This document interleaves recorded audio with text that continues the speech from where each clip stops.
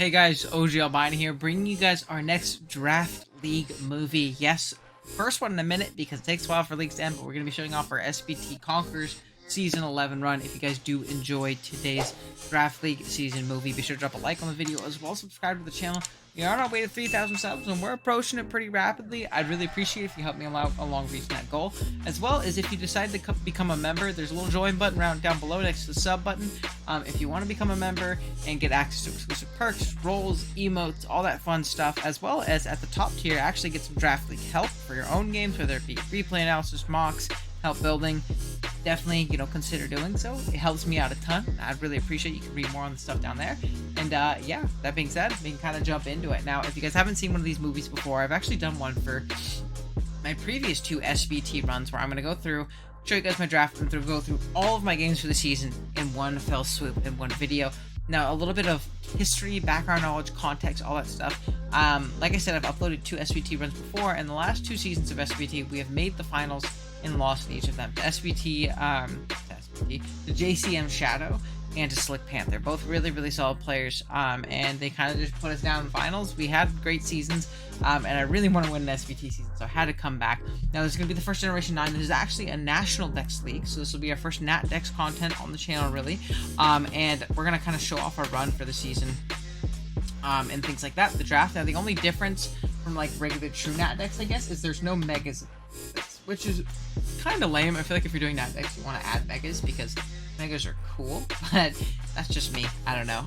So no Megas, Nat Dex, and the Terra rules are free Terra. You get one above a certain amount and then one below a certain amount. I forget the exact allocation. And a lot of mods were banned Terra. Like our first round pick, which we can kind of just start talking about now, was Latios, and I would have loved to try Terra Latios out. It would have been so much fun in a free Terra format. Fortunately, it wasn't allowed to Terra, but I thought it was pretty fun, and I was kind of lower in the draft, more towards the wheel, so I figured to get Latios was a really cool pairing later on.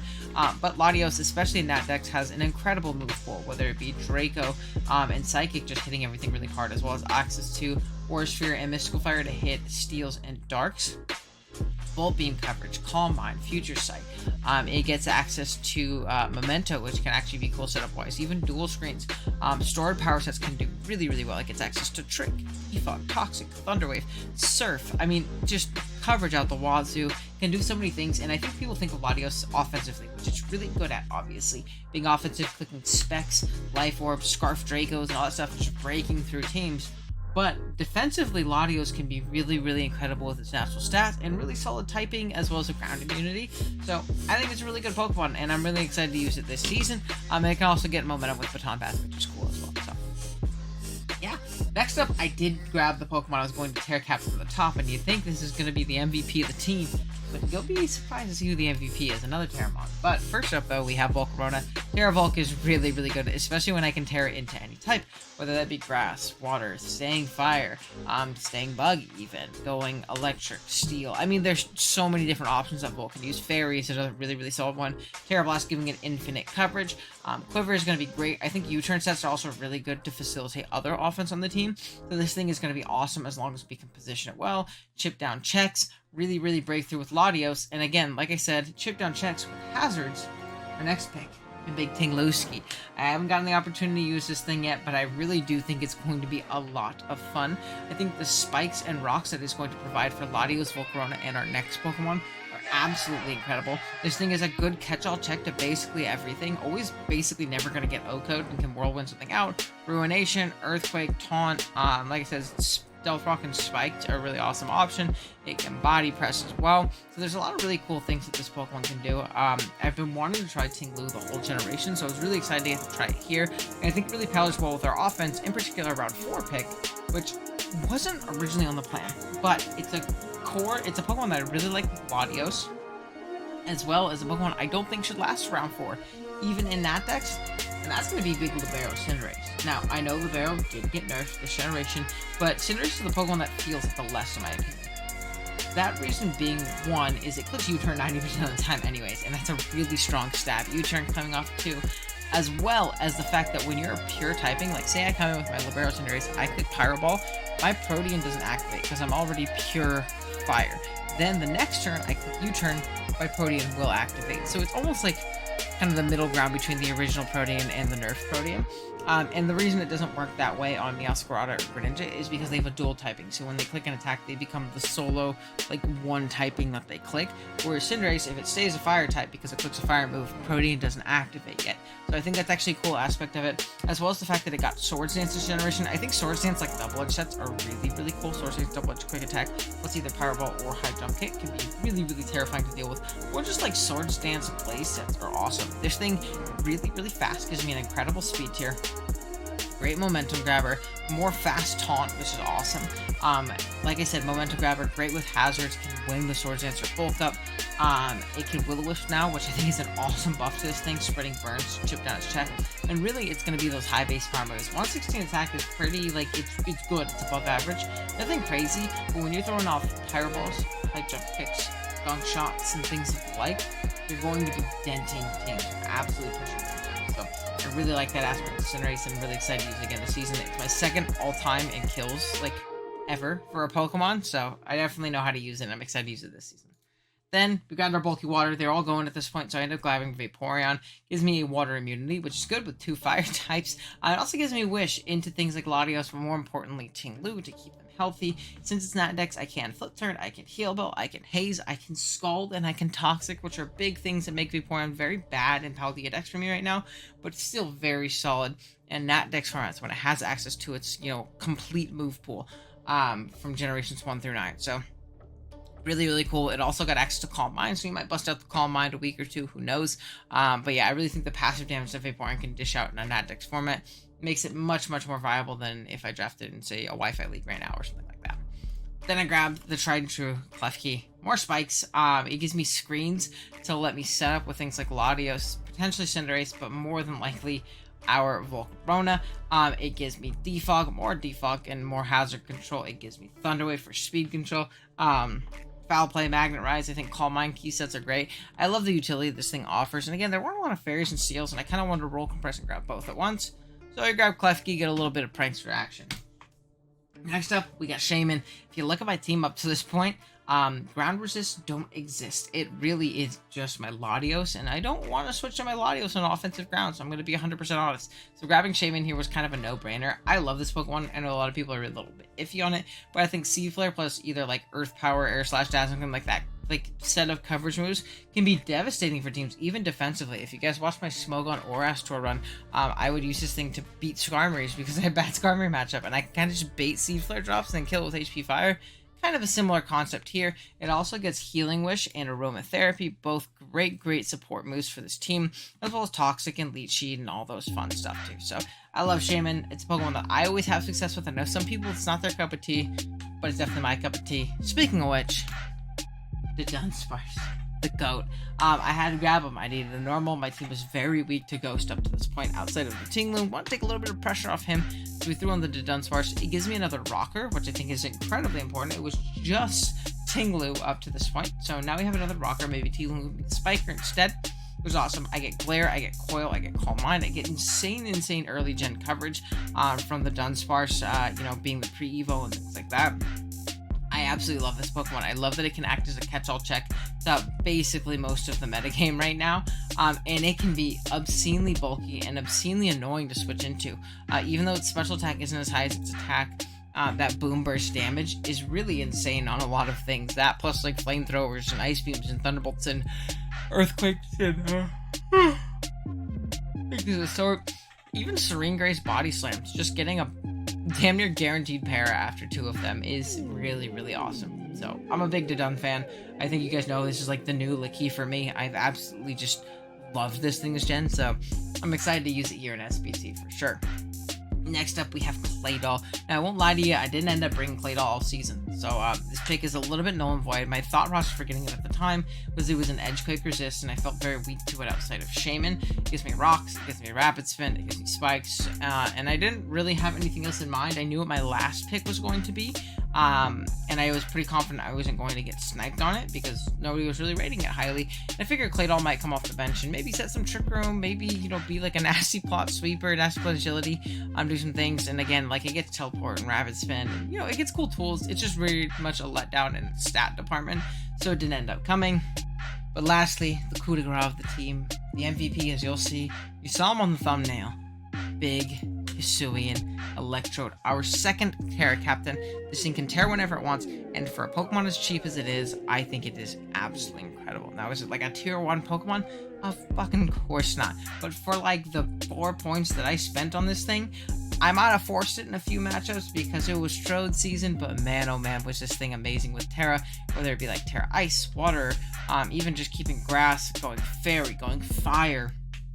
That with Terra Blast, plus its like dual stab of Electric and Grass was absolutely incredible. Sub-lead sets are great. Just Boots 4 attack sets are great. We can spread Thunder Waves, we can be an incredibly fast taunt, and then we can even boom and just take something out, or really take ourselves out and do a lot of damage to something on the way in. So there's a lot of really cool things that I think Electrode can do. Chloroblast and Leaf Storm both being a nuke. It gets Foul Play to deter physical setup, which I also really like. It gets some pretty solid abilities in Soundproof, Static, and Aftermath. So actually 3 good solid abilities. This thing was just an absolute treat to draft. I was super excited to get it before, even though it didn't fit super well. And I'm really glad I ended up drafting it this season because he was my favorite mod on the team. But yeah, that is our draft. We might as well jump into week 1, right? Alright, week 1 rolls along. We're playing against Spoink, and he has a terrifying team. You can see the 60 bot right above. Iron Valiant, Kyurem, Hisuian Lilligant, which can Terra, and that thing is a menace, man. Terra, Zapdos, Alomola, and H-Slash. There is simply not anything below like a tier 1 Pokemon besides dogshit Aloe. Other than, and it honestly supports the team well. Other than that, there's just like nothing that is like remotely bad. It's all incredible Pokemon. So you can kind of jump in and talk about the team that we're bringing. First up, we have this Volcarona here. We're actually Terrafire because I don't particularly plan on tearing it this game, actually, and if I do, I think Fire is going to be the best typing to turn into. If you look at his team, his Fire Resist is going to be something like a Alomola. If I can shit that thing down, or if it's not toxic, I beat it anyways, so I'm not super worried about that. And there wasn't really a Terra typing that took advantage of Alomola, but was also like good in the matchup. So I decided Terra Fire would be okay in case I wanted to Terra. Does really well in the end game if we could chip down some things. He doesn't really have a good resist to it, so hopefully it ends up popping off and doing well. Next up, we have Cinderace. Pretty simple set. We're just Power Ball, Gunk Shot, Low Kick, and U-Turn. Low Kick does a lot to Kyurem, as well as doesn't risk, like, you know, subsets and things like that, as Kyurem does typically run those, where we have to risk those hits, and a whole different, you know, a lot of shenanigans. There's also probably something on the bench, as well as High Jump Kick into the H-Slash. That was it. That was why I didn't want to go High Jump Kick. See, I figured it out eventually. But Gunk Shot, Pyro Ball, U-Turn, Low Kick is pretty solid. I wish I had Taunt on this set, but I needed the Gunk Shot as well. So, yeah. Next up, we have Big Latios. It's going to be Choice Scarf this week. Psychic, Draco, Shadow Ball, and Trick. Pretty solid Pokemon. The main reason it is going to be here is going to, 1, be something that outspeeds non-booster Valiant. 2, outspeeds Scarf Kyurem. 3, outspeeds +1 Victory Dance Lilligant. And 4, it can trick things like Aloe, Zapdos, and H-Slash if they're being obnoxious. If you look at his team, this Pokemon is really incredible. It beats all of his offense, and it can cripple his defense. So I really like Scarf Lottie here. I think it's kind of a necessary set, but it's a really good one. Next up, we have Klefki. It's going to be a dual status Klefki with Toxic, T-Wave, Spikes, and Dazzling Gleam. Pretty simple stuff. This is the only Pokemon that can like somewhat switch my Kyurem. I thought about Magnet Rise, but I liked having both Toxic and Thunder Wave. Toxic for things like the Alomola and the Zapdos and the Kyurem, but Thunder Wave for Pokemon like Valiant, Lilligant, and Aegislash is going to be really, really valuable. Setting up Spikes on a team like this is also incredible, especially if we can get a Toxic off from the Zapdos. Tinglu just comes in, sets up rocks. This thing can set up Spikes, and like it can try and defog continuously, but eventually it's going to get too low to where it can't. So I like the Toxic plus Spikes combination.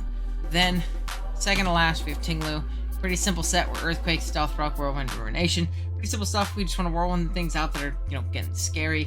Your Earthquake is a strong stab option, Ruination to keep things low, and then Stealth Rock to get them up. Ruination and Earthquake should always keep Zapdos very, very low. It can't really roost on us super safely because EQ will do a lot of damage, so we can win some 50-50s and put ourselves in a good spot.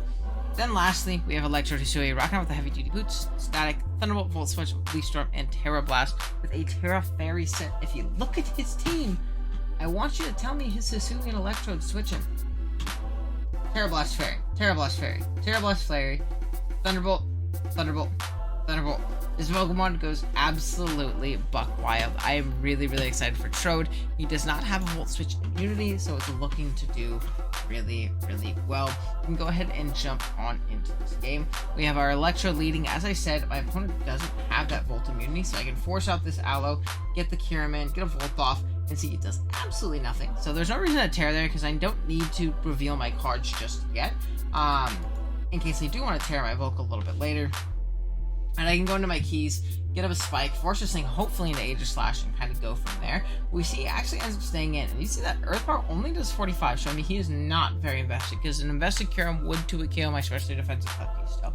So that gives me good information, knowing he is not very invested at all.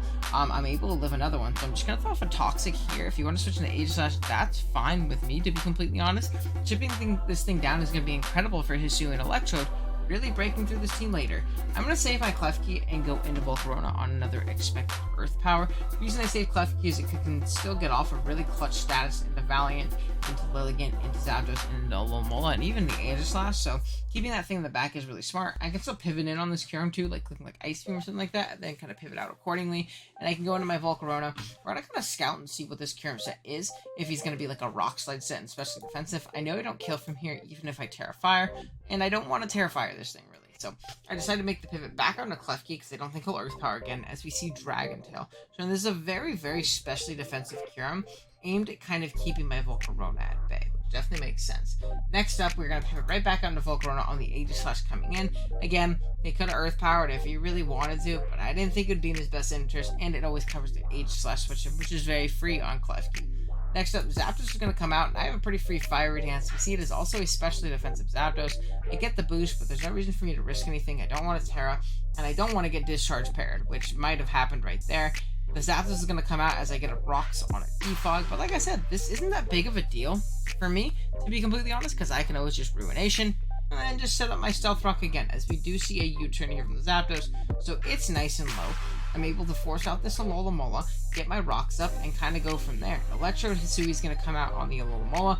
I'm just going to click Volt Switch. I could have predicted and gone for the Terra Fairy Fairy Blast, but knowing that the thing is specially defensive, I never killed it. Like ever.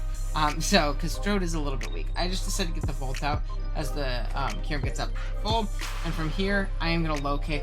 Probably should have U-turned to maintain momentum. But like I said, it's not the end of the world because I can just click at the next turn as Electrode's going to come back out on a Baton Pass as the Zapdos is going to come in. I'm going to go for a Thunderbolt. If I can get a Para where he doesn't roost and he elects to defog, I can at least 2-hit KO this thing. And if not, I can just Volt out the next turn, so it's not too big of a deal. As we do see the roost here, I Volt out, I get a crit now, which would have gotten it the turn before, but no worries. Get out into my Tinglu, as this thing can't really threaten me. It just U-turns, so Zapdos continues to stay low.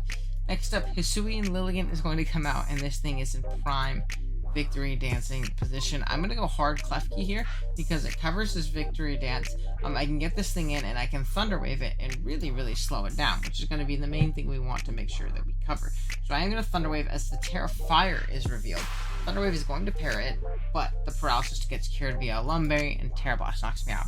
And this seems very scary, but thankfully, since it was Lum, my opponent did have to attack me there, fearing the Thunder Wave, because Lum the first time doesn't really matter. If you say click Victory Dance the second time, you're just gonna get, parried again, and then you're back at neutral. So there's really no reason for my opponent to do so. Plus, I could have also been like Foul Play or something like that. So we're gonna be able to force this thing to attack. It stays at +1, which means my Latios can come in, and after Rocks, Draco Meteor should always kill Lilligant. And then from there, we can kind of deal with it accordingly. Unfortunately, that means Valiant gets to come in on a pretty aggressive, and this is a good aggressive play by an opponent, knowing that nothing but Draco killed, which means Valiant gets to get in, and it gets to claim a kill, basically, is how this is going to go. Now, if the thing wasn't at +1, I probably could have Psychic into it KO, did a lot of damage, and kind of dealt with things accordingly, but now I'm in a bad spot. I'm locked into Draco. I gotta pivot out. I'm gonna go into Volcarona as a Spirit Break pops, and it does 42. And then I'm going to pivot out into Latios, I guess presumably on a knockoff, but realistically looking, maybe I just wasn't paying attention to damage. I thought this was a good pivot, but Spirit Break just 2-hit KO'd. So there's no reason for me to pivot out into Lottie. And I lose my Latios right here, which is pretty bad because Scarf was incredible here. And I have to be very careful about the Hisuian Lilligant. I'm going to go into my Trode here. You're going to see the patented early OGL bind and GG. You'll see that a lot if you stick around on the channel. And I'm just going to throw off a Terra Blast. There's not really a good switch into this Pokemon at this point. Kyurem can come in, but it takes a lot of damage. I can kind of pick it out and get a free switch into it, which is good because I don't switch into it defensively right now. Terra Blast Fairy does kill this Valiant from here, and it looks like the Zapdos would get 2 KO from Terra Blast into Thunderbolt as well. So we're just going to click it, we're going to knock out the Valiant, and we're in a pretty good spot here going forward. Aegislash is going to be next up. I do full out. I'm going to go right at my Tinglu. That's basically what this is around for at this point, because we are going to see a big Iron Head, just about 20%, so we eat it up pretty well. Then Close Combat's going to pop, and that is a Max Adamant Close Combat doing 44% to Tinglu from an Aegislash. We knock it out with EQ though, get a little bit of leftovers. As soon as Lilligant comes out, I can't let this thing set up, so I have to stay in an Earthquake. If my opponent decided to set up and I switched, I actually lost. I'm going to Cinderace, hit this Gunk Shot, and knock out the Hisuian Lilligant. So things are getting back into your boy's favor, which is nice. Lomole is going to come out. I'm going to go out into Hisuian Electrode as a Toxic comes out. It's a bit unfortunate. It means I have to play a bit more aggressive in this game right here. We're going to see Kyurem come out. We're going to Volt Switch. No reason not to on the Aloe. And Cinderace is going to come out. We've seen that we've shown a fighting move. It'll absolutely rock that thing. And my opponent has to be very careful, or they can lose to Volcarona pretty soon as well. Or lose to Electrode pretty soon as well. So I'm going to U-turn again. Trode's going to come out. I believe I just clicked Volt Switch again. Yeah, we're going to Volt Switch. I do just click Volt Switch again, so despite me not doing a lot of damage, the Poison turn plus like the 5% from Volt Switch is really adding up on this Kyurem and putting me in a pretty good position. This next turn, I am going to again make the pussy play in low kick. Probably should have U-turned, but yeah, not too big of a deal. If I'm going to make a pussy play, it's good that Alomomola is coming in. I'm going to make the Volt play on the Baton Pass. I'm just going to Quiver up in the Zapdos' face. If it tries to roost, I can just Fiery Dance the next turn, not really worry about anything, and I live a Discharge from here when I get it to +1 pretty easy. I'm going to get the boost. The Zapdos gets pretty low and burned, as out comes the Kyurem, and I'm fine with taking this trade, because if I take this thing down, then Hisuian Electrode plus Cinderace should be able to win the game. I'm just going to Fiery Dance one more time. I don't kill, unfortunately, but the Poison's going to take him out as he takes me out with the Dragon Tail. Next up, I go into Cinderace, and the reason I go Cinderace here is because if I went Electrode and he went Zapdos, he got the free roost that he needed, and the game could have potentially been lost based on like pairs and misses and things like that. Whereas if I went Cinderace, I always forced him out, could always U-turn, and then get into my Electrode and get that Volt turn shenanigans going. And if the Alomomola was out, I just U-turn into my Electrode anyways, because it can't really threaten me offensively because it's an Alomomola, and it's kind of the crux of using a passive Pokemon like Aloe. So we're going to be able to make the call, go for U-turn, and this crit is definitely going to put this Aloe in range of a Volt Switch, which is our Thunderbolt, which is awesome. Just going to click Thunderbolt. I probably should have U-turned, to be completely honest, as I'm going to click Thunderbolt here, and we're going to see this Zapdos takes nothing from that move. It's going to roost up, and I go, uh-oh, that's bad. So I click Volt Switch out, as I believe another roost is probably going to pop right here. Another roost does pop right here. Next turn, I just click Pyro Ball. I have to hit 2, not get confused nor miss, as we do, or not get parried or miss, as we do get Discharge parried. A Roost does pop right here, but thankfully, Cinderace is the GOAT. It's going to click Pyro Ball and put it in range of the burn, take it out, and give us that week 1 win. A very, very close one. One I thought I lost pretty early on when I kind of made the bow and head pivots around the Iron Valiant, but we were able to figure it out, pull it out, and this was the start of Trode season. Don't worry, the Trode train is going to keep on going when we go into week 2. Alright, week 2, we're going up against Simpleton, and that's his name. I'm not being mean. Simpleton's a really nice guy, though, and he has a terrifying team. We have an Urshifu Single Strike, a Terra Baxcalibur that can tear into any single type. You know how hard it is to build for this thing? Kartana, Rotom Wash, Nidoking, and then Deoxys. Like, this team is incredible. It is absolutely terrifying, and I don't know how we're going to beat it, but we're going to try our best. First up, we have Big Latios right here. Rocking out with the Choice Scarf, we are Draco Meteor, Psychic, Trick, and Baton Pest. Trick is to cripple that Deoxys, as you can kind of see. Oop, I kind of just like messed up my recording area. There we go. As you can kind of see on his team, he really does not appreciate the dual styles of Latios outside of that Deoxys. And if we can trick that thing, it is absolutely useless against us, and it's really annoying for us to break otherwise. So I like the trick aspect. Baton Pass to grab momentum if we need it, and then Draco plus Psychic is going to do a lot of damage. Next up, we have Cinderace rocking out with Heavy Duty Boots, Libero, Powerball, U-Turn, Taunt, and High Jump Kick. Just pretty strong in this game. It chips down checks like Rotom. We can Taunt the Deoxys. We can U-Turn around, and Pyro Ball is basically unresisted. I also like Taunt as an option to taunt Excalibur to not let it set up and win the video game. We also have a Heavy Duty Boots, Spadef, Vaporeon, Scald, Wish, Protect, Toxic. This game, it is going to be our main Nidoking check. I don't deal with Nidoking otherwise. This is my check, and catching me with a Thunderbolt can be pretty scary potentially. So you gotta be careful about how we pivot into that thing, or if it is Thunderbolt. But the combination of Vaporeon plus Latios should mean I'm okay against Nidoking. Plus, I also think it's a Tinglu that can take it on very well as Cinderace, which outspeeds it, and Volcarona. So like, Nidoking is scary, but as long as I can pivot into it early game, I should be fine. I can chip it down later on to deal with it later. Then we have our Terra Volcarona here, rocking with Boots, Flame Body, Flamethrower, Bug Buzz, Terra Blast, Quiver Dance, with a Terra Steel in this game. I like Terra Steel because it let me kind of deal with Excalibur's dual stabs. It will hit really hard with a Terra Blast because depending on its typing, it could, obviously resist Bug Buzz plus Flamethrower because of its ability. So I like Steel because it hit most ways of it, being annoying, as well as it like switching in on us. It basically giving us like a flash cannon coverage, and it lets me resist its normal dual stabs. So hopefully this goes well. We're actually not bringing Trode this game. This is before I really like laid into the Trode season thing. I think that starts next week. Next up we have Klefki, Rocky Helmet, Prankster, Dazzling Beam, Thunderwave, Foul Play, Spikes. Pretty simple. This is going to be our pivot to Urshifu. It's not here to check Urshifu. It is here to chip Urshifu with Rocky Helmet plus Foul Play, or plus Spikes. We can Thunderwave other threats like the Excalibur. Foul Play is for a Excalibur though, and that's probably we're going to click in case it is like a Terra Electric set, which I could really see trying to avoid Thunderwave from Klefki and kind of bully it that way. So gotta be careful about that, obviously. Then we have Tinglu. I think basically the same set we were last week with just different EVs. Earthquake, Ruination, Whirlwind, and Stealth Rock. Annoying, gets up rocks, and kind of soft checks one thing guaranteed, which is always very nice. Okay, now we're going to go ahead and jump on into this one. I am going to lead off my Latias. You see the team that he brought really struggles with Lati. Once that Deoxys gets tricked, and if it leads, I'm in a good spot. I can just trick it right away. No, we're going to lead it into the Deoxys. Like I said, we're just going to trick. I don't think anything wants to switch in on the Latios other than this. He does set up a spike right here. I'm going to Baton Pass, as I believe it just sets up yet another spike. That's fine. I'm okay with spikes going up on my end because I think spikes hurt him way more than they hurt me due to my boots and things like that. Nidoking's going to come hard out on my one spike, but I get it up, get in my Vaporeon, and just throw off a Toxic, catch this Rotom right here, and I'm just going to Protect, see what it wants to go for. Now that I get a Toxic, it's really not as big of an issue. I'm going to see a Volt Switch, and it'll actually, like, if you look at the calc, especially defensive, takes nothing from Volt Switch. So I like to stay in and Wish, which was honestly a little bit of a bad play, and I get bailed because I don't get Toxic here because he misses. Because I get that Wish off, this Rotom's at 63, I'm at 88, and I can just Wish Pass into something else. So this is a pretty tough position for him. He's going to make that double into Deoxys defense. I believe I just go into my Tinglu.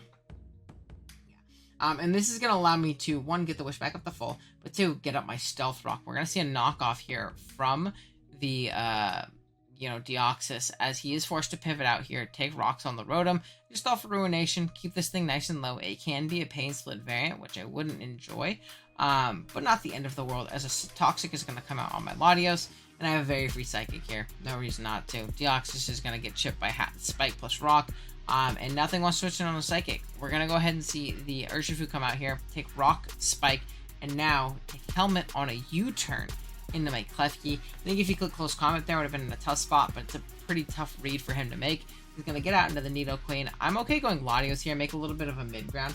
Reason being, I felt Thunderbolt was pretty free if he had it. I didn't think Ice Beam was going to be clicked into my Klefki. I thought it was either going to be Earth Power or Flamethrower. So I figured it was a pretty free pivot into Latios if it wasn't Thunderbolt. So I figured it was probably Earth Power or Thunderbolt. Didn't think Sludge Wave or Ice Beam was ever coming out there, I guess is the way of putting it. This also shows me that he's either missing a stab or missing Ice Beam. So I think he's missing a stab because I think Ice Beam is pretty darn important into the Latios Tinglu matchup. So I think that's also just something to keep in mind. I'm going to be pretty low though, being that I'm Toxic and had to pivot in on that hit. But I just get very meaningful Psychic Chip off on this Deoxys. Another 14, limiting its switch-ins by even more. I Baton Pass out the next turn pretty freely. Ting Lu's going to come out. No reason to kind of play any different, as it's going to teleport into the Urshifu, and this is a pretty tough spot because I don't really have a fighting resist I can switch into. Close combat is a KO. However, looking at the calcs, there's only one way that he kills me, and that is if he is choice banned Urshifu, Adam and Urjali, I believe. It's the only way that he can guarantee kill me, so I figured this was pretty good information gathering tactics. If he doesn't kill me, I can knock him out with an Earthquake at -1 from here. If he does, I know he's banned it, and I can kind of use my team accordingly from there. So we are going to see close combat into Big Ting Lu right here. I'm going to go out into my Volcarona, and I know that I can live one, and I can just set up a Quiver Dance. I know he's choice banned. It does a lot of damage, 73. That is choice banned. But he doesn't get Flame Body. He's going to pivot out this next turn. Just sack off the Deoxys, which definitely makes sense right here, as I do just click Flamethrower and pick it off.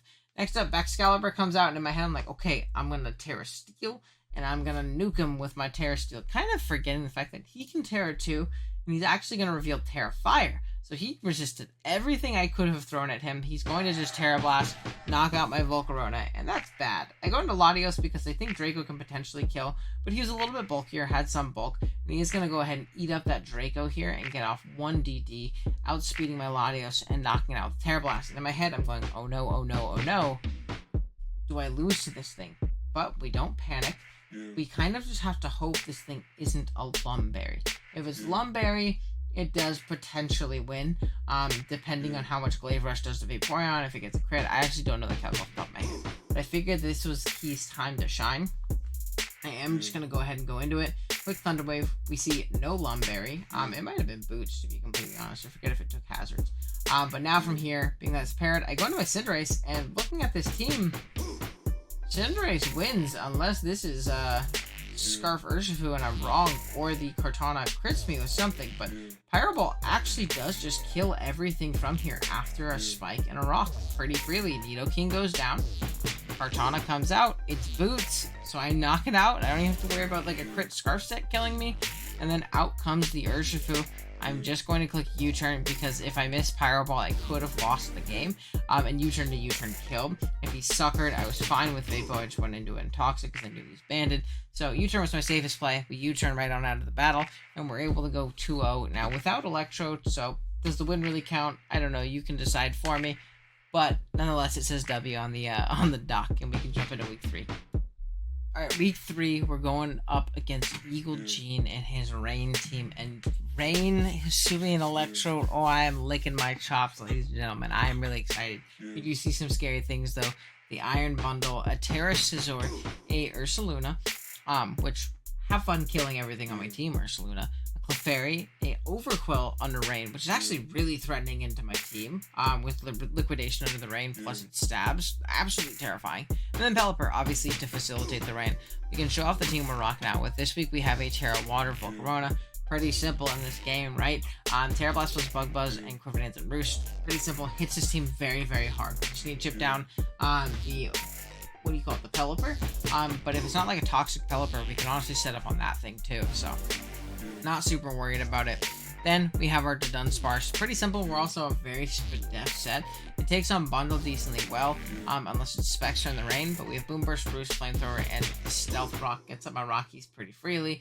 And Boom Burst plus Flamethrower actually hits this team very, very hard. Boom Burst hits everything, not Scizor. So that's what we're going to be clicking most of the time. Scizor wants to come in. We can Flamethrower it on the switch in maybe. But once it Terras, it probably isn't going to be Terra, Ghost, Rock, or Steel. So, yeah, as long as it's not Ghost or Rock, we should be okay. Then a max physically defensive Ting Lu. This is going to be our biggest, our only option to pivot into something like Ursaluna. We can take 2 hits from it. That's it. We can take 2. That's it. It also checks Overquill. It also checks Scizor to an extent. Not really. It checks like SD Bullet Punch variants. That's about it, I guess, is the way to put it. But it gets up Spikes here. It's going to be a Spiker instead of a Rocker since we have the Dun. And it can whirlwind things around and take on a few things, which is obviously nice. Then we have our Cinderace into Rain, Pyro Ball, U-turn, High Jump Kick, and Electro Ball with Heavy Duty Boots, with just a little bit of chip. That Pelipper is in range of an Electro Ball. Then from there, Cinderace goes buck wild on this team with Pyro Ball, U-turn, and High Jump Kick. Just absolutely wrecked shit. So that should be cool. Then we have Shaman's debut, Heavy Duty Boots, Seed Flare, Air Slash, Synthesis, and Leech Seed. Looks like I forgot to put a nature on it. I didn't notice that until the game. So I don't know if I was supposed to be timid. I was probably supposed to be timid, but let's see. Would timid have put me at 290? Nah, I could have been modest. I was probably supposed to be modest. I don't know. But regardless, this Pokemon's pretty solid here. It gets up leeches, it's annoying, it can synth up, and it can kind of nuke the Ursaluna, as well as resist a headlong rush, which the rest of my team can't do. Then lastly, we have the GOAT, Terra Grass, Hisuian Electrode, Yachi Berry as our item, Thunderbolt, Leaf Storm, Volt Switch, and Giga Drain. Just does really solid in this matchup.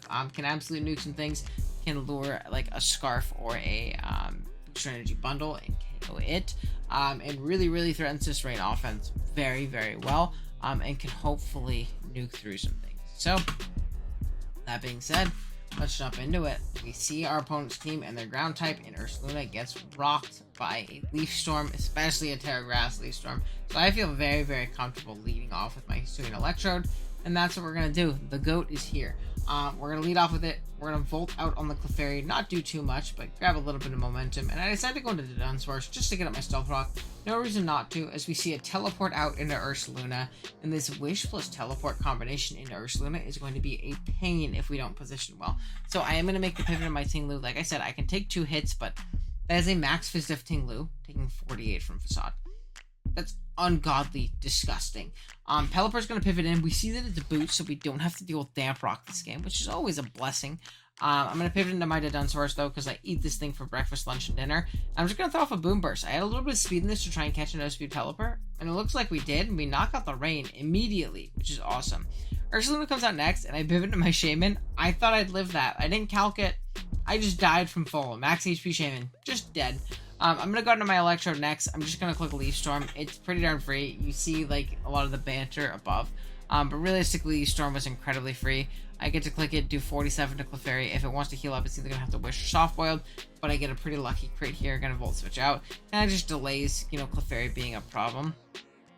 His Bundle's going to come out next. And I realize I don't really need Cinderace for much. Which, like, I know that seems super aggressive. I didn't call the sub. I think that's like a psychopath's play to say I called it. Now, I understand sub could have come, and it was like in my mind, but it wasn't me going like, he's sub and he's subbing here. It was more so that I didn't need Cinderace. Cinderace was, you know, a little bit, it was honestly most expendable Pokemon at this point, whereas if he was like Specs, he 2-KO might have done, and that was done. It covered him flip turning, it covered him subbing, and it covered him aggressive ice moving on me going into, like, I don't know, Hisuian Electrode. But realistically, it was to avoid, like, a pump to a KO on my Dunsparce and get that thing in for free, because it's still what rocks, and it's still really good. So, I'm going to go out into Electrode Hisui. We're going to see that it was sub, so I know I don't really have to worry about it being anything else, as I can kind of just click a button here, as Ursaluna is going to pivot out on my Volt Switch. That's completely fine. Takes a little bit of burn. Even if he wants to pivot out, nothing really wants to take this Leaf Storm. Overkill takes a good 38%, which is an incredible chip, because I can just Volt Switch the next turn. Now it's down to 40. So realistically, I don't lose too much in that. I'm going to go out into Tinglu, as we do see a crunch into Big Tingluski, which is a Life Orb crunch of all things. Taunt's going to come out this next turn as I try and set up a spike, but just not in the cards, unfortunately. I pivot out into Hisuian Electrode on a Liquidation, which is a bit of a psychopath play, but I did it because I'm the GOAT. And I'm just going to Volt Switch out and kill this Overkill. So another kill for Trode on Trode season. Volcarona is going to come out next on the Ursaluna. I'm going to Terra Water and just Terra Blast, as it does knock out Ursaluna here. I believe that was a roll depending on his bulk, but not too worried about it. Bomb's going to come out, and I know that it is not Scarf, so I know that I can Quiver pretty freely, and then just Bug Buzz and knock it out with its terrible Spin Def afterwards.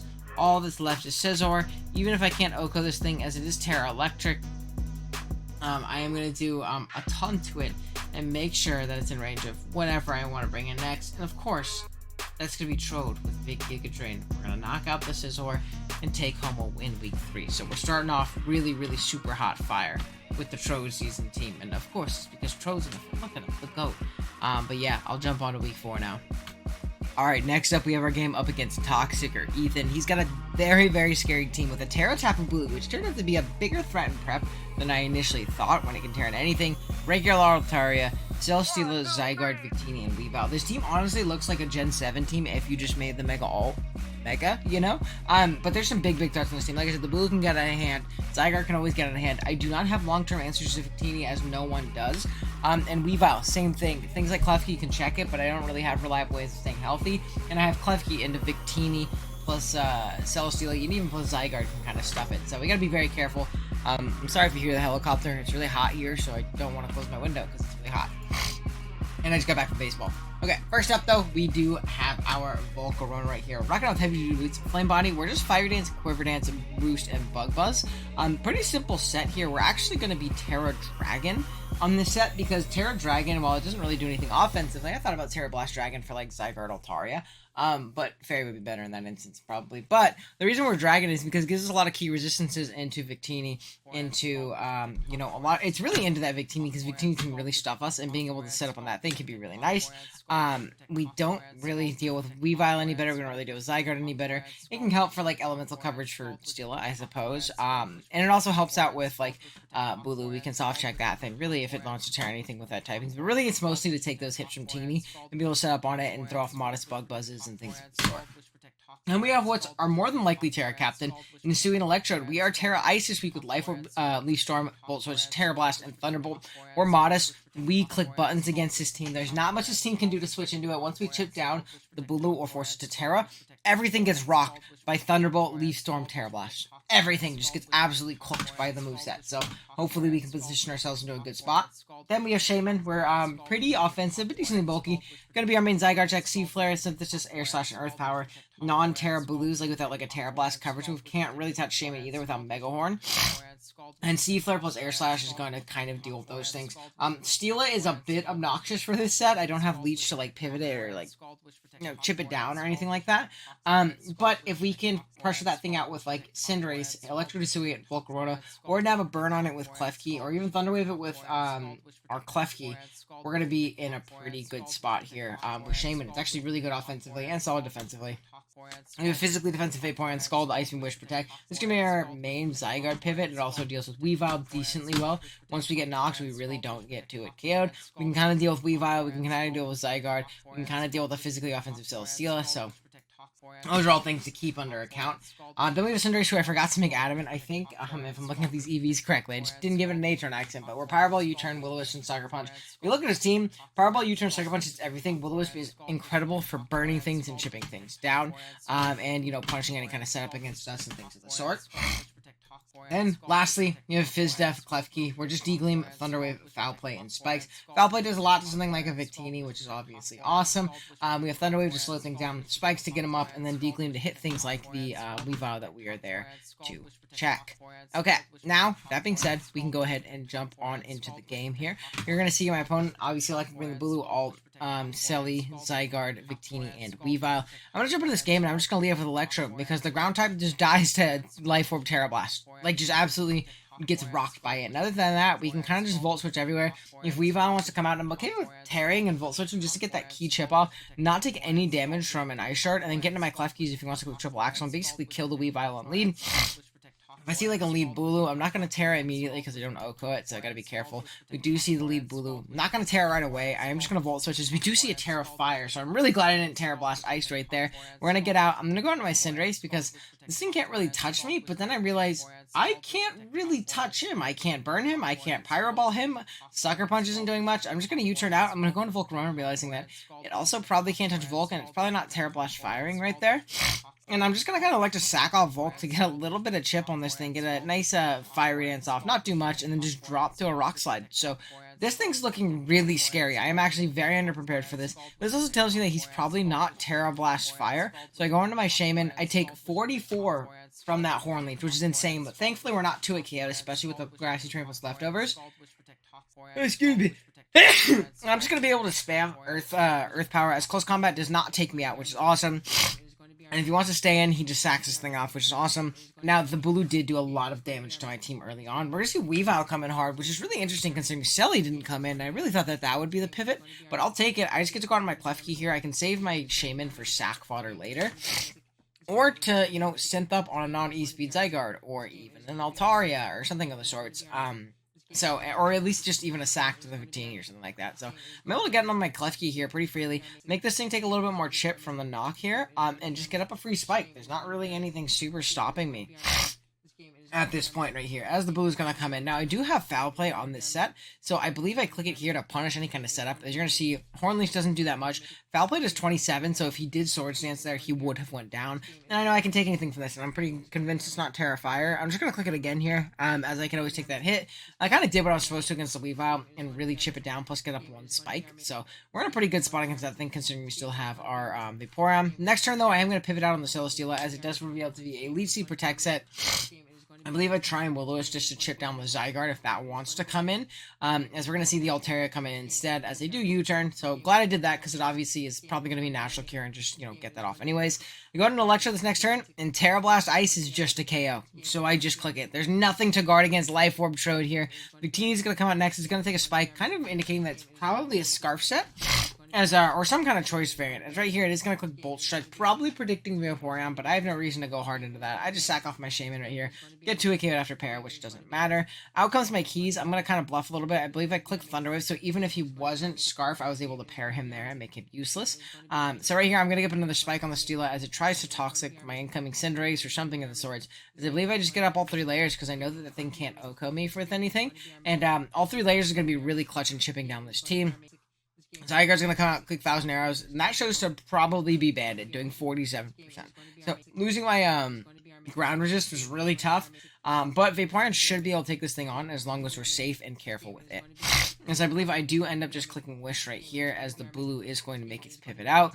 And this is very scary, but I'm going to make the pivot out into my Klefki, because I know I can still take this thing on decently well. It is going to Horn Leech and get a lot of recovery, but we get to go right back up the full, and I can just spam Foul Play for a 3-hit KO right here. As Zygarde is going to come back out, it's going to take those spikes right there. No, I Thunder Wave.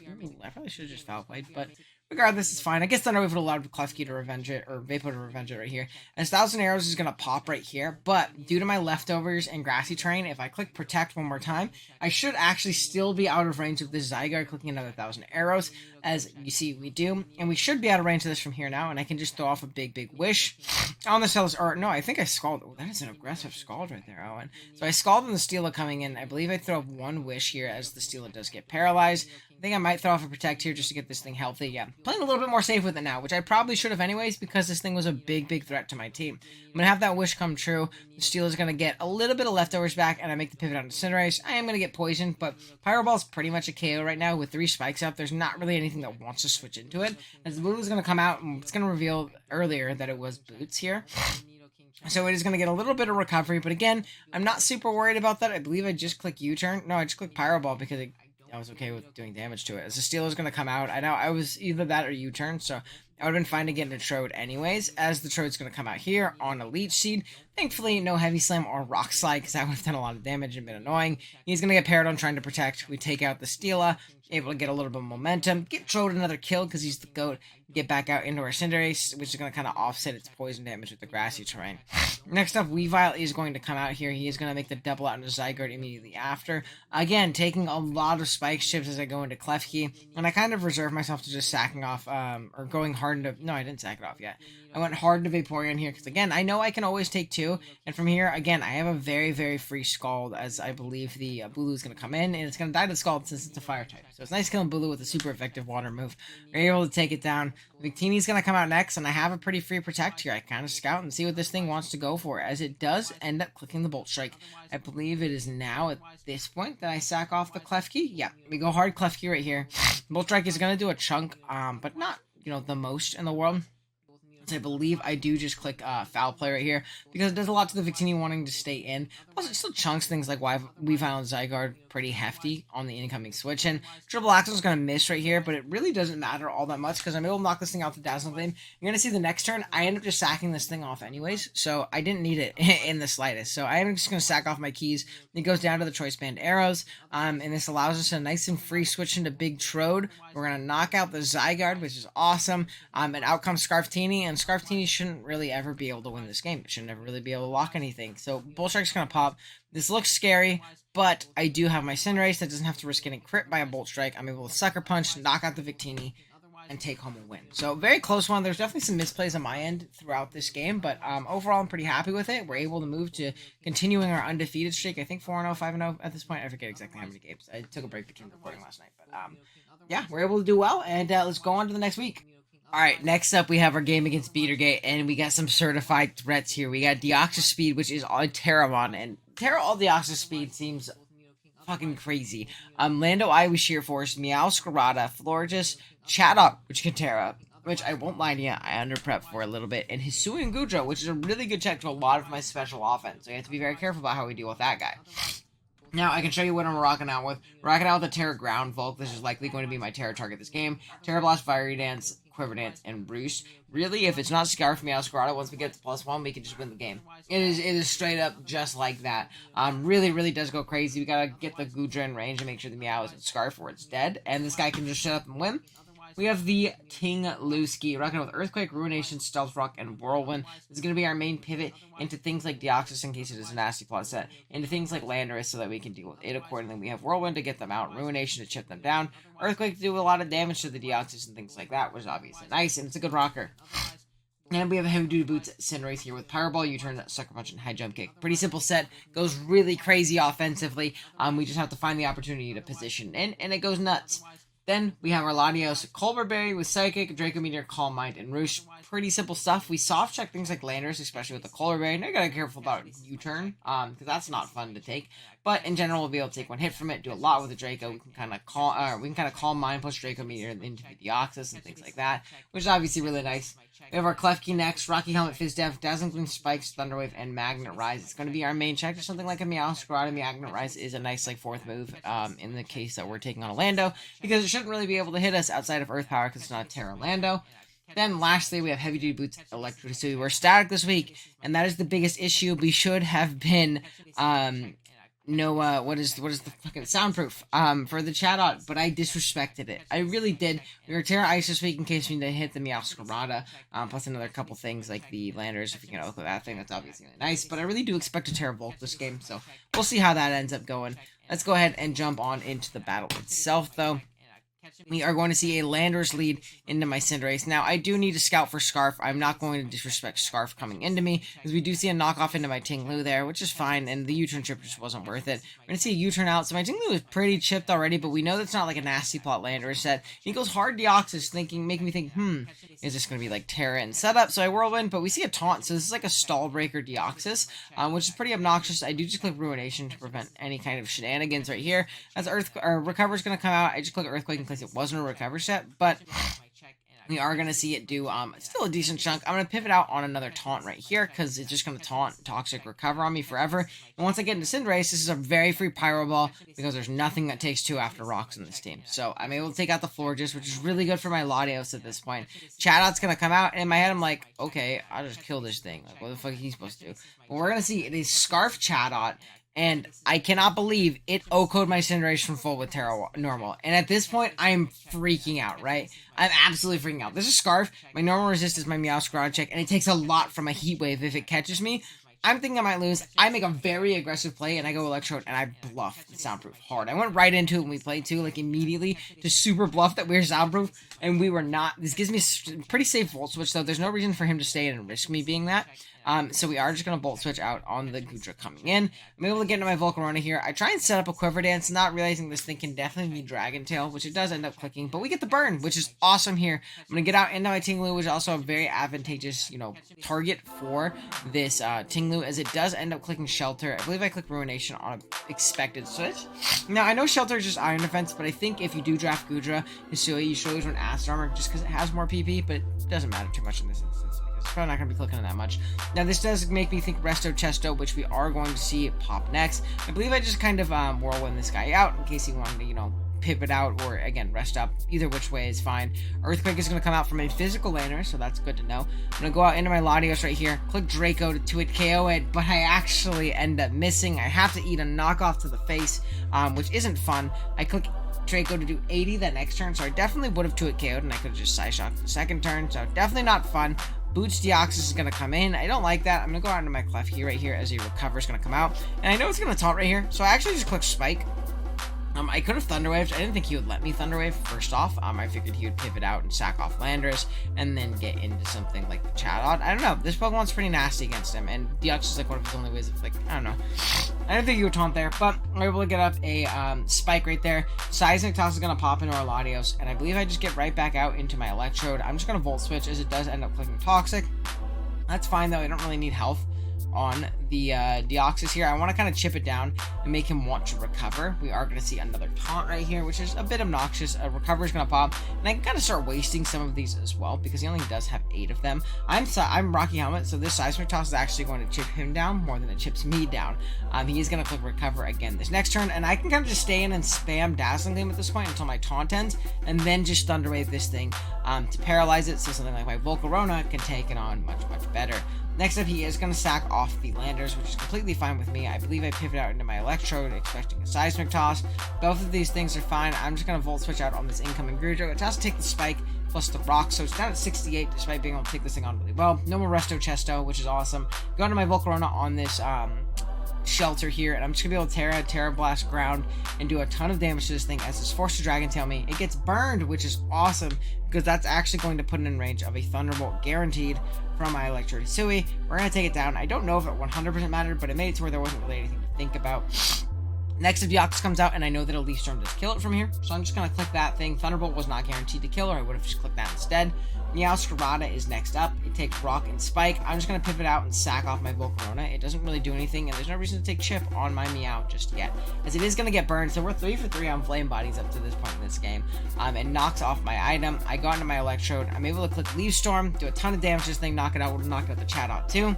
And then lastly, Chatot is going to come out. The last thing that is really, really scaring me right now, as I am going to die to a Heat Wave here. So it's a pretty free lock, unfortunately. I have to go into my Clef Key. I click Thunder Wave and pray, but looking at this next turn, I actually should have just Dazzling Glade. Now, I did live a Heat Wave, but I didn't think that Dazzling Glade killed from here, and I should have just calced it. He does get paired, so I get a little lucky there. Para pops again. So if both those would have hit me, I would have lost. So I should have always just Dazzling Glade there and just checked the damage, but hey, we're able to get a little bit lucky here and take home another win here against Beatergate. And I almost got punished for not respecting the low tier Terramon and really tunneling on that Terra Deoxys. So thankfully we're able to take it home, but man, was that scary. Let's jump into the next one. Alright, next up we have our game against Aaron the Baron here. You can see some big threats within the Palafin, the Goldango, the Hydreigon, which I believe was a Terra Captain, either that or Thundurus Incarnate, Weezing Galar, and a Terra Zangoose. And I won't lie to you guys, again, second week in a row where I super under prep for the Terra low tier normal type, and that Terra Zangoose is an absolute demon against us. Big threat, so we have to be very careful about how, we position around that thing and how we're going to take it on and things of the sort. So I can go ahead and show you guys the team that we're rocking with this week. First up, we have a Max Spadef Tinglu. This thing is here to pivot into that Thunders, especially where Earthquake, Ruination, Spikes, and Stone Edge, so that we can at least hit it in case it is some kind of setup variant. With a really hard Stone Edge. And then other than that, Earthquake Ruination does really well. It also checks the hell out of Goldango, like really well. So that's obviously a really nice aspect of this thing. We can chip down really anything on the team. Even like Hydreigon, while we can't like super pressure it because we're not body press and we're Stone Edge instead to hit the Thundurus. Ruination to Stone Edge should take it down. It's not like that thing's 3-8 KOing us with like anything. So that's obviously really clutch. Then we have Yachi Berry Shaman. We're actually a pretty slow set here. Seed Flare, Leech Seed, Earth Power, and Synthesis. It's going to be Yachi Berry in order to take on that Palafin, as well as humanly possible. We're a little bit more defensive because I'm not really going for the speed tie there. I want to take the hit, guaranteed, and I need a lot of defense in order to, be able to take that thing on well. But other than that, it's actually pretty annoying for his team. Seed Flare plus Earth Power hits everything very hard. And then Leech Seed to kind of gain recovery on things like Weezing that might want to pivot in on us, especially if it's like a Levitate variant. Then we have a Terra Water Volcarona where Bug Buzz, Terra Blast, Quiver Dance, and Giga Drain. Pretty simple set. Water is so that we don't just get instantly revenged by that Palafin. And besides that, Bug Buzz, Terra Blast, Giga Drain kind of hits everything very hard, and hopefully it can do well. Then we have another Heavy Duty Boots Bond in Cinderace, Powerball, U-Turn, Sucker Punch, and Taunt. Pretty simple set. Taunt is great for things like the Weezing, and some other fat things they end up leaving on the bench. Sucker Punches to pick off like weakened Goldangos, and especially Thunduruses and even Zangoose and things like that, obviously, which can be a big threat with quick attack and things of the sort. But realistically, it's here to U-turn around and click a strong Pyro Ball, because this team does not switch into the move Pyro Ball very well. Then we have a Terra Electric Hisuian Electrode. As you can see, there's no ground type on this team. I think you have one in general. That's not a great one. It doesn't switch into this Pokemon very well. It's actually only something like Hydreigon, which we do have Thunder Wave to kind of slow down if we need to, which is really nice. But realistically, chipping that thing with like Volt Switches from Magnet Set, and especially if we decide to Terra this instead of our Volk, which I don't think is going to be the case. I think we're going to be Terraing Volk this game. But regardless, those Thunderbolts and Volt Switches and things like that aren't going to be very nice to this Hydreigon. It's going to chip it down pretty immensely, pretty quickly. Then we have a pretty Spadef, Dunsparce, we have Heavy Duty Boots, Rattle, Boomburst, Calm Mind, Roost, and Shadow Ball. It's going to be our main Goldango pivot so that Tinglu can, focus in other places. But honestly, a phenomenal win con in its own right. If we get rid of the Palafin and something like the Zangoose, we can kind of just set up a Calm Mind and win the game with this set. Realistically, there's not much that can stop it. So hopefully it does well and pops off. Then, jump right back into it. We're going to go ahead and I believe lead off with our Electrode, because again, there's nothing really to stop our Volt Switch. I can click it for free. I know I live any Scarf hit from this Thundurus, and plus I can obviously be Terra and Terra into something, so I don't know if he's down to click a Sludge Bomb immediately, or Sludge Wave, I guess, because this is not Dex. As I do get off a good 44% on this Thundurus, so I'm going to make a pretty aggressive pivot into my Cinderace, knowing I can take anything from it, and it's the thing I want to take the Sludge Bomb the least. I don't want my Tinglu to get poisoned immediately, and U-turn is also pretty likely to gain him pretty good momentum into something like Palafin, pop a 0 to hero, and put me in a bad spot. Whereas if Palafin comes out now, I can threaten it with a Will-O-Wisp or something of the sort, so he's going to pivot out immediately, as I just click U-turn on the Weezing coming in, showing that it is not Rocky Helmet. I'm going to go Electrode here just to get a little bit of Volt Switch off before I get out into something like the Dunsparce or something else on my team.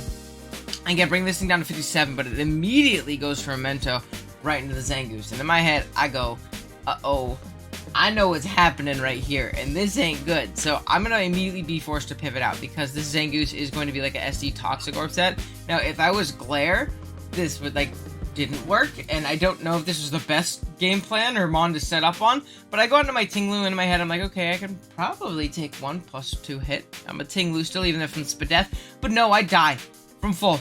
Just die from full. And Terra Zangoose is a demon. We're gonna go down immediately, and I'm gonna kind of make a little bit of a hard bluff here. I can go Cinderace, but 2 quick attacks is gonna take me out, or he can just Facade as I don't kill him.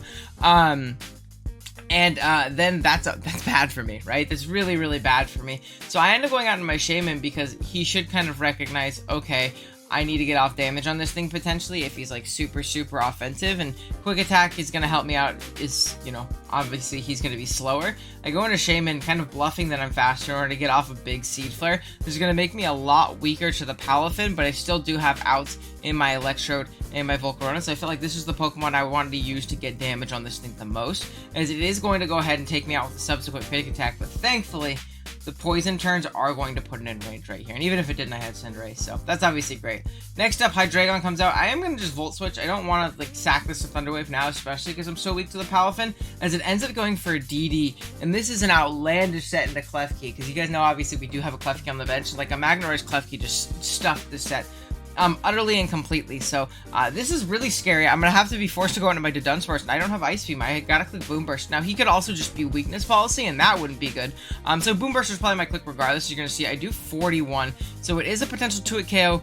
It clicks Outrage, and I thought I lost, but I live on 3%, and I'm able to take this thing out, which is awesome. Out comes the Palafin, and I have no reason to save this thing. I'm just gonna click Boomburst, as it shows to be sub, so probably sub Bulk Up. But if it's Drain Punch, then it was Drain Punch, Jet Punch. It was super walled by Shaman, so maybe it was Jet Punch, Ice Punch. I don't know, because that set still kind of gets stuffed by Rocky Helmet Mons and a lot of different things, especially if it's subbing down and it's not getting any recovery or anything of the sort. Maybe it was Punching Glove, so it didn't get hit by Rocky Helmet with those 2 moves. Honestly, I don't know, but I'm going to be able to get off 2 Broom Bursts as this thing subs and bulks up. And like I said, I'm fine with that, because my Volt can come in, Terra Water, live any hit, and then just Bug Buzz and knock this thing out. So I never actually have to break this Palafin sub, as it does show Drain Punch, so it's not even Ice Punch probably.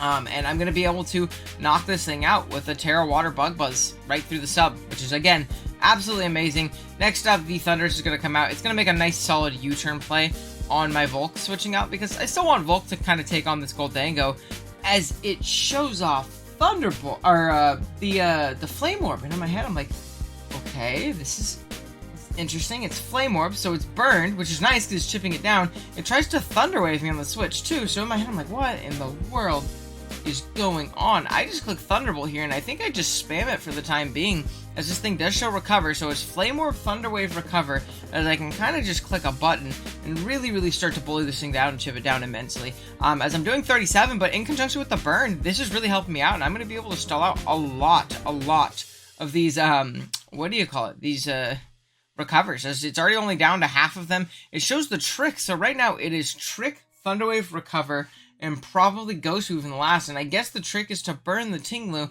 but then if you're Thunderwave, you're actually like just super walled by the Dunsparce, and also if you trick something that's not Tinglu, you're super walled by Tinglu. So I figured Focus Blast would be here over the recover, or over the Thunder Wave, or just like not being a Trick Flame Orb set. I don't know. It was definitely really interesting. My Electrode is just going to kind of do its job and keep this thing really low, as it's already down to one more recover, so it can't ever get up any more health from here.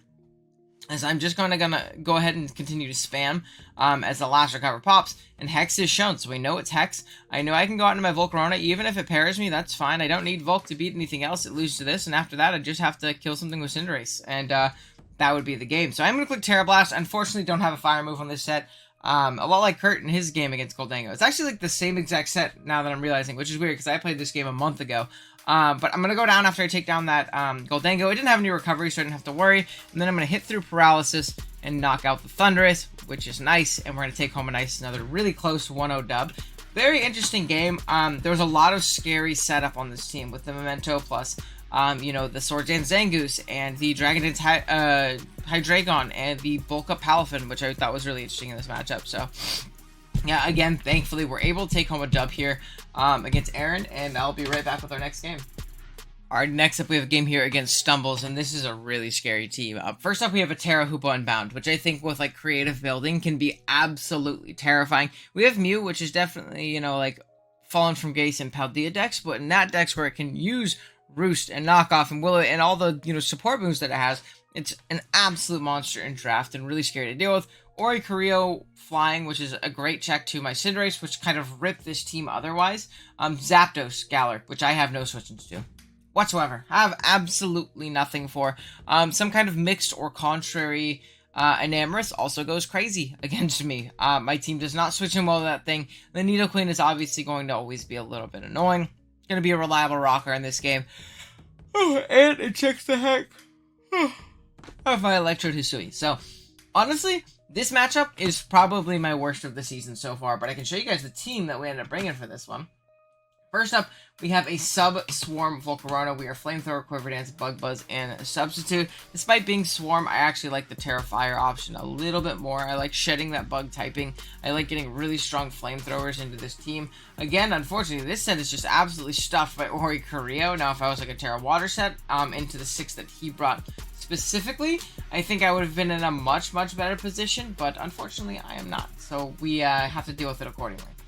Then we have a Heavy Duty Boots Electrode, very bulky this week. We are Terra Fire. There was also a, what do you call it on the bench? A Ferrothorn on the bench, which is part of the reason for sub Volcarona. But we have Thunderbolt, Leaf Storm, Volt Switch, and Terra Blast, Terra Fire. Realistically, I'm probably never going to have to, you know, Terra this thing into Terra Fire, because it doesn't really benefit me in any way, shape, or form, but that's why it was there at the very least. Then we have a Choppleberry, Boomburst, Flamethrower, Calm Mind, and Roost. The Dunsparce does pretty solid in this game. Soft checks a lot on the team. And once we get some Calm Minds, it's a little bit tough for our opponent to kind of deal with this thing. So I definitely like it a lot. Then we have our Tinglu, Ruination, Earthquake, Taunt, and Spikes. Just a solid spiker. It's Spadef. It takes on things like Offensive Mew decently well, as well as things like the Hoopa pretty darn well. We just have to be careful depending on whether it's physical, special, whatever it may be. Yeah. Then Heavy Duty Boot Cinderace actually does really well outside of the Oricorio, so if we can force that thing in and down, we're going to be in a good spot. Powerball, U-turn, Sucker Punch, and Taunt. Taunt is great for fat things like Mew, even for like an aggressive Taunt, or the Nidoqueen or something of the sorts. And lastly, we have a physically defensive Rocky Helmet, Calm Minding Gladio, Side Shock, Mystical Fire, Calm Mind Roost. Kind of a mediocre set. Again, I really over-prepared for the Ferrothorn, to be completely honest, and I probably shouldn't have, being that I have double fire. And a lot of things it can kind of beat down Ferrothorn, and I really wish I had Shadow Ball in this slot instead, just so I can hit and break down that Mew. Mystical Fire is not going to be doing much, but Side Shock, Mystical Fire, Calm Mind, Roost does pretty well this game. It also soft checks the Needle Queen, but realistically, it's here to switch in and take 45% from our Brave Bird skill from the Zapdos, but at least chip it down into the range of the rest of our team, or eventually take it out or something of the sort. So, yeah, really tough matchup though. I think we did the best we could in the builder. Maybe over prepare for the Ferrothorn a little bit though. And we can go ahead and jump right in. We see a Zapdos lead into our Latios. I wanted to lead against the Zapdos because Zapdos is terrifying versus me. But again, the biggest issue is I don't really have a way of hitting this Mew right here. As I am going to make the mid-ground Mystical Fire. You can see that it's like a max Spit F Mew. So that does nothing. I mean, it just healed it all off with the Mystical Fire, with the leftovers there. I'm going to make the hard Cinderace pivot as Toxic Spikes go up. And that is also really bad for us because outside of our 3 Boots mons, the 2 bulkiest mons, the mons I need to stick around the longest, and Ting-Lu plus the, what do you call it, the Dunsparce, are just not going to be able to do so. I'm going to get into my Electrode and make a pretty hard read, and do a big Leaf Storm chip to this Hoopa, and be forced to Volt Switch out the turn afterwards, which is honestly completely fine here, as Ting-Lu is going to be able to come in and kind of deal with this thing. But first, it reveals Sub, and I go, uh-oh, that's a little annoying. It is leftovers, that's a bit odd, as it is going to Terra Flying the next turn, and just click Terra Blast, as I obviously Earthquake, not wanting to Ruination the sub 50% mon, when it's behind a sub. Unfortunately, I am going to hit this first Ruination, and you'd think, oh man, this thing's super 1v1 because of the T-Spike, but I should be able to break this thing sub, as a Calm Mind is going to pop, but I missed my second Ruination, and that, like, I don't know, what do you call it? The, Ruination Miss sucks, and it doesn't, like, outright lose me the game, but it puts me in a really terrible position to where I kind of have to, like, go into Volk, Terra up so I lose my Flying type, as Terra Blast still does, like, 59% or something crazy, and then I just have to Flamethrower to break the sub even, which is also terrible, like, really bad for me. I'm going to go out into my Cinderace this next turn and try and threaten this thing with the Pyro Ball, as the Oricorio is going to come in, take 27%, as I'm just going to U-turn out, and again, hope for the absolute best. I go out into my Latios because Hurricane is pretty free here, as well as Revelation Dance because of my typing that I had changed into. I make the double back out into my Cinderace on the Mew. I'm just going to U-turn, try and do a lot of damage as I do 60%, which is obviously great for me, as I believe just a knockoff comes here and knocks off my Dunsparce's Choppleberry. I wish I was Boots on this thing in hindsight over Chopple, but I don't know. Whatever, not the biggest deal in the world. It's going to go ahead and Roost, and you're going to see this kind of a war of attrition. I'm just going to try and stall out this thing's Roost as much as humanly possible, as it is a mono knockoff set. It's Toxic knockoff Roost and some kind of 4th move. I forget what it is. But I kind of just sit here, Calm Mind up once, and just kind of spam my button. Oops. Right here. Until I inevitably kind of realize, okay, this isn't good. I get Dragon Tailed out into my Latios. Once again, I'm just going to Calm Mind right here as a knockoff pops here. It's going to take a little bit of helmet damage off the Mew, but now I definitely lose to the Zapdos in the back as well. I'm going to Roost up on a Dragon Tail. It only does 22. Get out into my Electrode, and I'm kind of just forced to pivot around this thing. This Mew is like almost unbreakable for me in the team that I brought. So, especially being that I sacked off the Volk. My Ting-Lu is dead. Like, I really did not bring much to this, and I'm not getting the Dragon Tails into the Mon that I want in my Cinderace, where I can, like, actually try and pressure this thing, as I am gonna kind of just be forced to sit here and attack and whittle down and chip, as another Mystical Fire is gonna pop. Plus, if that's contrary and amorous, if I hit that thing with a Mystical Fire and it just gets +1 Moonblast, I just lose the game too. So things aren't going well for your hero at this point. As I get off a nice Boom Burst, rocks are now up, so now when these Dragon Tails happen, I'm getting whittled down even faster. I get off a Roost. I only have 3. They only have 3 left as well, as I believe I just shoot for a burn right there. And I've used, like, all of my Boom Burst damn near. As I get another Volt Switch off, I'm going to go out into my Latios. I think a knockoff's going to pop. Very safe play. My opponent doesn't have to play aggressively at all. So, I just got to kind of deal with it right here, as I'm just going to spam Roost, as these knockoffs and these Dragon Tails are going to just immensely whittle me down over the course of the game. Zapdos is going to come out on my U-turn there. If I would have Pyro Ball, that might have been in a better spot, as I got in my Electrode, kind of just hoping that it wasn't Scarf. And then it Hearts pushed out into the Nidoqueen. It was Scarf, and it U-turned into the Mew, which makes sense because it's Spadef Mew. And at this point, the game is just a wrap. I kind of flail for a little bit. I think I end up getting like a couple KOs here. So I roost up on the Hoopa coming in. This thing is just gonna kind of bully me a little bit as well, as it does sub down. I Calm Mind right here. It Calm Minds as I think I spam Boom Burst. I do live the Terra Blast, which is pretty funny. So I trade for the Hoopa on my Dudunsparks, but I mean, I'm sure you can tell things are not going well for your hero. U-turn does about 40, so that's obviously nice. We're able to take the hit a little bit. And Amherst is going to come out and click a Moonblast, and I'll be able to go ahead and click Pyro Ball, which is nice. Nice 26% off on the Oricorio. I haven't revealed Taunt yet, or I have revealed Taunt, but I can click it here.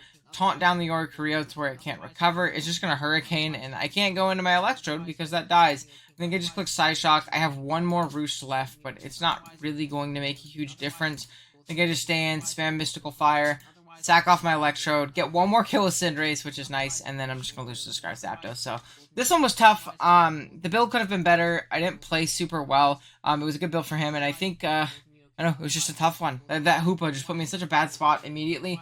Losing Volk plus Tinglu just immediately to that subset, it was really good. So yeah, definitely a tough one, but it happens. That's our first loss of the season. I think this put us at 6-1 on the year. So obviously we're still super clinched for playoffs, but I don't like losing. So hopefully we can win in our last week of the regular season.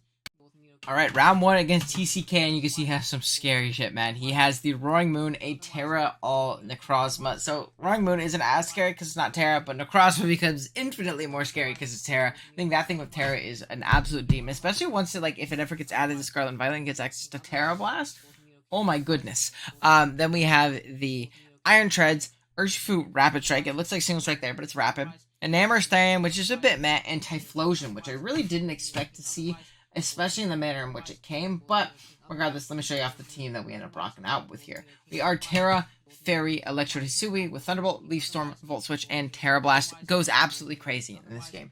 Leaf Storm does a ton of things like Treads. Other than that, Thunderbolt plus Terra Blast is insane coverage in this match, and I think it's going to absolutely pop off and do really, really well.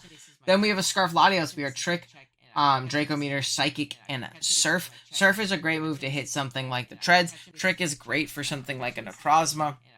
And being Scarf and outspeeding a non-Scarf Moon or a non-Booster Moon, as well as a Scarf Urshifu Rapid, which is the biggest threat to my team, in my opinion, is really nice. And then I can trick and cripple things, which is great. Then we have a pretty defensive, but like mixed defensive Tinglu here, where Earthquake, Ruination, Spikes, and Taunt takes on things like the Necrozma pretty well, as well as the Iron Treads, even things like Typhlosion, and we can obviously take hits from something like a Roaring Moon as well. Does really solid, sets up Spikes, chips down this team, beats the Spinner pretty easy too. Then we have our Cinderace. We are Heavy Duty Boots, Libero, Powerball, U-turn, High Jump Kick, and Gunk Shot. Pretty simple stuff. Again, does absolutely insane in this matchup. There's not much that switches into Powerball, U-turn, High Jump Kick, Gunk Shot. And really in any matchup, nothing really does. Maybe that's why the Typhlosion ended up coming. Just so Powerball wasn't so free, but yeah, I don't know. Then we have a pretty physically defensive Shaman. It's still pretty fast, but bulky Rocky Helmet at the very least. Seed Flare, Dazzling Gleam, Leech Seed, and Synthesis. Does a decent job of checking Moon, checks the Treads, and checks the heck out of that Urshifu Rapid Strike. It has to be Scarfed to outspeed me, and if it's not Scarfed to outspeed me, and it's like banded, I might take a lot of damage, but I'll always live one and threaten it out, and I can calc and, you know, adjust accordingly. Then we have our Volcarona, rocking out Terra Grass this week. We are Bug Buzz, Giga Drain, Fiery Dance, and Quiver Dance. Again, a Pokemon that can flex into a Terra slot. It seems like Moon didn't come. I probably wasn't going to Terra my Electrode. But it's a Pokemon that can function really well outside of the Terra option and, you know, do pretty darn solid into the team. Otherwise, now something like Typhlosion will wall me, so we have to be careful about that. Make sure that that thing is gone before we ever want to do anything with our Volcarona. But once it is, it can do really, really well in this game, as you can see. Terra Grass would have been awesome for the Urshifu if we do ever need to do that and live a hit in a pinch or something like that. Alright, let's go ahead and jump into it as I forget to change my screen to where you guys can actually see the game. Turn 1, though, you didn't miss much. We are going to just lead off with our Cinderace into the Typhlosion. Pretty darn safe here. I believe I do just click U-turn out on this thing. I don't hit it super hard if it's, like, physically defensive, but I live any Scarf hit or anything like that. Get on my Latios as it does reveal to be toxic, so it is a bulkier set. The U-turn also did not do much considering it's a Typhlosion, but I have a pretty free surf here because it covers the most likely Latios pivot and treads. I'm just going to click it again because the water resist on this team is going to be something like Moon or Urshifu, which don't appreciate the chip. So I do get a nice little high roll there and knock out the treads the next turn, showing off that I'm Scarf. Obviously, the Moon is going to come out. If I wasn't Scarf, obviously it was able to outspeed me and threaten me out. If I was Scarf, I was Scarfed into Surf. So pretty safe Moon there, as it does U-turn, do a ton to my Shaman. Typhlosion is going to come back in and just click a nice little Flamethrower, but again, I'm completely fine with that. I'm actually going to Electric Trick this turn because it catches this Typhlosion and locks it into a move, which makes it to where my Volt can set up on it and beat it, potentially, or I can pivot around it being toxic and things like that. Or I catch this Enamorus or a Necrozma, more likely Enamorus, and get rid of my item, which I'm going to die soon anyways because of this Toxic and the Flamethrower, and I'm able to cripple this thing pretty immensely. I get out into my Cinderace here on a Moonblast, and I have the freest Gunk Shot of my life right here. As long as I hit this, this is going to be a KO, or at least a ton of damage off on the Urshifu or Roaring Moon. I do hit both of my Gunk Shots, which is awesome, knocking out Typhlosion. Next up, Urshifu's going to come out. I am just going to sack off my Latios. No reason not to. This does show me that it's probably a Scarf set or some kind of band set, or some kind of choice set in general. I'm going to go into my Electrode the next turn. Moon does a reveal to be Scarfed right here as I Terra Fairy. It gets static paired though, which is immensely amazing for me. I mean, this game is going phenomenally. I'm in an incredible position to win this game. And is going to pivot out, as I believe I do just click Terra Blast here. It doesn't do that much, but I can just Volt Switch out the next turn. I'm not really losing much from clicking these buttons here. It's down at 39. I go hard out into Cinderace, take nothing from that Moonblast, and I think just click Gunk Shot again, yeah, because it covers everything, hits everything very hard. I know this thing is choice too, so if I miss one, I can just click Powerball the next turn, so not a big deal. Cinderace is going to go down to a Scarf Surging Strike, so we do know that this thing is going to be a Scarf variant here. We are going to go down. I go out into my Shaman right here. I believe I am just going to go ahead and click Leech Seed, get a little bit of health back while chipping down this Moon, and click Dazzling Gleam. Do a lot of damage. It unfortunately gets paired and goes down, and again, at this point, we're home free, right? We're in a good position. He's going to go out into the Necrozma, and right here, I make a super big bonehead play. I had no reason to not go Tinglu. Now, granted, I don't know what Terra it is, but I have no reason to not go Tinglu, scout it out, potentially Ruination it down, Whirlwind it out, something like that right now, right? Because there's still something out in the back where I can Whirlwind, or I can Ruination it down, and I can always taunt it and stop it from setting up and do a bunch of things like that, right? And then I still have my Shaman to always wall this Urshifu and deal with it accordingly. Instead, I make the idiot play of Leech Seeding for some reason, which I didn't need for my 100% health Tinglu. It's just to be Terra Fire Heat Wave, and that's just going to knock out my Shaman.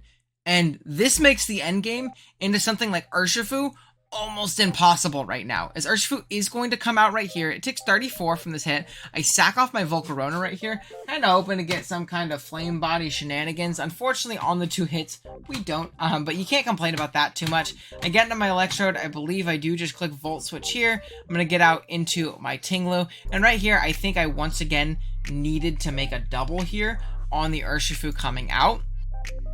If I did, I might have had a chance here. I am going to go ahead and just click Earthquake, do about 34 here. I switch onto my Electrode, kind of hoping for the best, hoping for a fighting move, something of the sorts. It's not going to work out well. Again, maybe I should have stayed with like Tinglu, and I'm absolutely tilted off the face of the earth right now, because I lived one and I could kill it from there, and then just spam Earthquake with Tinglu and hopefully put it in range of Electrode. But I don't make that play. I do go back out into my Tinglu. I take the hit, which is fine, right? And, you know, eat it up pretty decently, but once I knock out this Urshifu, there's still that Necrozma in the back, and it's still pretty healthy. Prism Armor means that Earthquake actually does not 2-hit KO, especially considering he is leftovers. Heat Wave is going to do a lot of damage. I am going to just barely get out of range of that roll specifically, but it does show to be a Moonlight variant, which means that because of the leftovers especially, I'm not going to be able to 2-hit KO this thing unless I get a crit, so I have to hope for a crit or one of these 2 Heat Waves missing. And if that happens, we can win. I don't get the KO with the crit there. Have to hope for a miss with the Heat Wave, but we're not going to get it, and we're going to lose. And this was one of the biggest chokes of my career. I super threw this game. Like, this was an embarrassing one to play, and looking back on it, I super threw. I really don't deal with the free Terra thing very well, and again, I just didn't take into account the different Terras that they could be, or even not knowing what Terra is. It's not even like a, Terrifier was super obvious in this matchup. I don't think it was. I think it was more so the fact that, like, I didn't need to make the play that I did, and it was a little greedy. I was like, I want the leech seed before I go into my thing, and even if it's just a regular heat wave, that like puts me in range of an Urshifu hit pretty darn quickly, so it really was not in my best interest to stay in there and leech seed. I could have even gone Volcarona if I was, you know, didn't want Tinglu to take chip, but really, Tinglu was always my play there, and I should have made it, and I didn't. I got punished, and we lost round 1. I think TCK actually ended up coming in second in the league, so he made finals, played really well. Again, no shade to him. I'm very frustrated with myself after this game, though, and again, I'm watching it like 3 weeks later and like ripping my hair out, but that happens as Pokemon. It's the SBT curse continues. We have a 7-1 season and we get knocked out round 1 of playoffs, which is pretty tough, but again, that's Pokemon. I wanted to show you guys Trode season because he was hella fun, team was hella fun, and we had some good games, so let me know what you guys thought of the season in the comments below. Drop a like if you enjoyed. Big shouts to this month's channel members right now in Olivia Sama, D-Double, and Zeke. Appreciate y'all a ton. If you want to become a channel member, there's a little join button down there. I'd appreciate it. It helps me out like a ridiculous amount. You have no idea. And yeah, I'll see you guys in the next one. Later.